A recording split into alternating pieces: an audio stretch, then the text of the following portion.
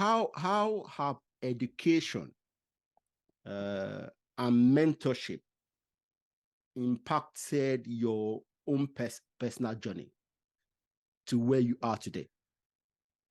Well, I grew up reading a lot. Yes, I know that. You're a PhD. Huh? The PhD was a seed planted by my principal, because I remember then that I did very well in my WAEC, and when we went to collect my WAEC results, I remember the principal telling my dad that, oh, it's your daughter, she did well. Please encourage her to go to PhD level. Wow. That my principal then was Dr. Ibibi. He was already a doctor. What school was that? That was in Abraka Grammar School. Okay. So, yeah. And my dad just smiled, but that thought never left what he said. I mean, as I'm saying it now, I'm picturing him with his shirt, his tie, his trouser, and how he was telling my dad. I can still see him. Yes, in that. That's one of your early mentors. That was a motivation for PhD. But as a child, I grew up reading. I went to a primary school where we had a very rich library. We were encouraged to read a lot. I always used to go to the library to read, and my mom used to buy us books. So all through my childhood till I got to university, my parents always gave me allowance for books. So I wasn't a nerd, but I just enjoyed reading because it allowed me to paint pictures. I like painting pictures of different things, what I would like to happen. I was a very imaginative child. And so that enabled me to study a lot.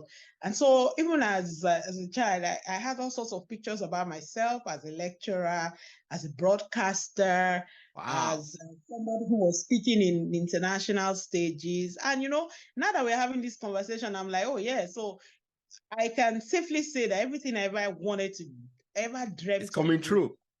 I've done them. Wow. So now I'm creating new dreams for myself, right?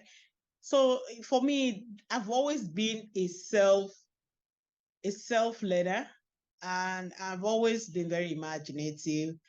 And I was also fortunate to meet different people at different times of my life who recognized the strengths that they thought I carried, that I didn't even know of, and they drew my attention to it. And so that helped me to harness my strengths. Yeah.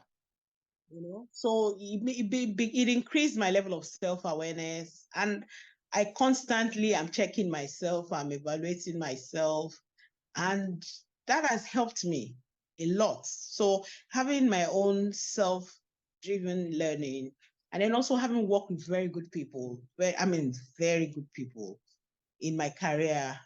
I've worked with extremely wonderful people who were not afraid of sharing, who were very generous with sharing knowledge, who were very generous with pointing me at what I should be doing. So I work with a lot more of such people. That helped me, to become who I am today. And of course, by the time I came into my own, it was easy to sort of, again, start creating the world I want in my mind and live my dream. Yeah. Wow. See, it's always wonderful when we have people in our lives that encourages us. And, your principal did a good thing by highlighting the fact that, hey, this young lady has a great potential as a PhD, and that's great. And he. And this was at 16, Yeah. I remember I was just 16 when he said that. So yeah. It's really, and just one quick one, I was that kind of person in secondary school who, after the teacher has taught, I will teach some subjects. I was the kind of person in those days we used to write with chalk, right? And if they say, oh, who will write the notes? So the others can copy, I will write. by the time I was in Form 4, I would teach my colleagues, and sometimes they'll say, Helen, come and explain to us. Okay. Let's hear your own explanation. You know, but it was, for them, it was easier to understand my own explanation than the teachers sometimes. Yes. You know, so yeah, one of them. Yeah, you know, so it helps too. Good. It helps. Good.